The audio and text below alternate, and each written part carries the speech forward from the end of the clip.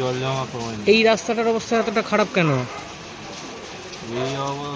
এই রাস্তার অবস্থা চিরদিনই খারাপ, কোনোদিনও ভালো হলো না। না, এটা সারাতেই চায় না। কেউ ভ্রুক্ষেপই দেয় না। একটু তাতে তো এখানে বেশ ভালোই জল জমে। একটুতে প্রায় হাঁটুভর জল জমে যায়। আপনার নাম? আমার নাম হচ্ছে রামবিলাস রাউত।